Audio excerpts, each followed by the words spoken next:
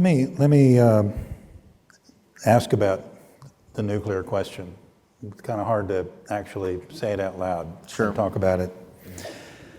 Let's say Putin did launch a tactical nuclear strike. If you were advising President Biden, how would you game out a response? And is there a U.S. response without a nuclear retaliation? Yeah. So that's a very, very difficult question. I'm of two minds on this one. It warrants a unprecedented response, an unprecedented response with regards to sanctions, in regards to political isolation. I think at that point you could rally the kind of last pieces of the world that are still, open to cooperation with Russia. China and India would have to reject Russia. So those parts are kind of easy. I think the question is whether there's a military response, and I think there is. There's certainly a response that arms the Ukrainians to the teeth with anything and everything. There's no more kind of, if we were concerned about a nuclear escalation, we've already breached that kind of threshold. Then giving the Ukrainians everything they need to defend themselves, liberate their territory, there's, that's a minimum that we could do. There are some conversations about whether that's the point in time where NATO forces sink the Black Sea Fleet.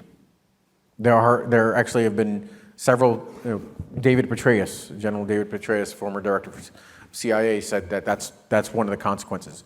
I think that's a good message to send ahead of time to warn the Russians off, to kind of introduce that notion of doubt about the consequences, that they lose their entire Black Sea Fleet, and the kind of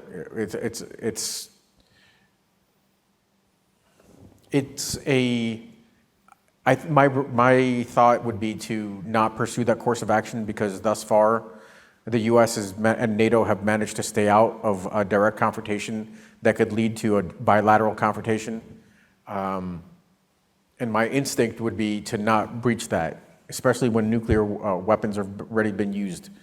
But I think that's a viable option, because there is still a huge gap between a conventional fight between NATO and Russia and a nuclear fight. I think there is something to be said about using conventional U.S. and NATO nuclear force to punish Russia, to indicate how serious this nuclear attack is, how it ruptures kind of every other remaining norm that we had about avoiding confrontation, and then warning Russia that, frankly, we are ready for to respond if Russia continues to use nuclear weapons. Using conventional forces may very well be the ultimate nuclear deterrent, right? Because then the Russians know that we're not just ready to talk, we're ready to take action. But there are significant risks, because that could be something that starts a spiral towards a nuclear escalation. I could tell you what I would be doing now, though. Because that hypothetical scenario is easily 3, potentially 6 months away, because there are just so many steps between now and then. I'm not saying it's going to happen, but it would take us about 3 to 6 months to hit all those intermediate steps, all those precursors to a nuclear exchange, which is at the very, very end of the road, not the beginning of the road.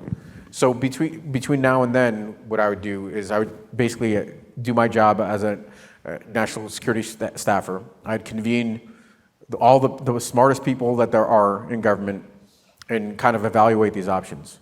I'd want to not just kind of take my own preconceived notions. What you had me do is just kind of think through this problem in front of you, all of you, so you could see how that worked out. But I would want to test some of those propositions, and I would want to see, I'd want to kind of think through, is a conventional response to Russia, is sinking the Black Sea Fleet the right way to deter Russia, or is that more likely to escalate?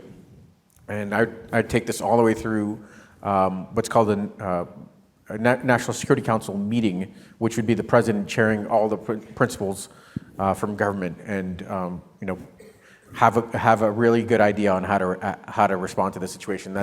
I'm very confident in saying that's already happening. That these types of planning sessions are underway to think through this kind of scenario. And then let me reassure you on the note that, I say that nuclear escalation is it's the last thing. It's not the first thing. So there just haven't been any indicators that show that we're moving in this direction. The closest thing that's happened is that the Russians attacked those gas pipelines, Nord Stream pipelines. That's the first kind of attack on NATO infrastructure.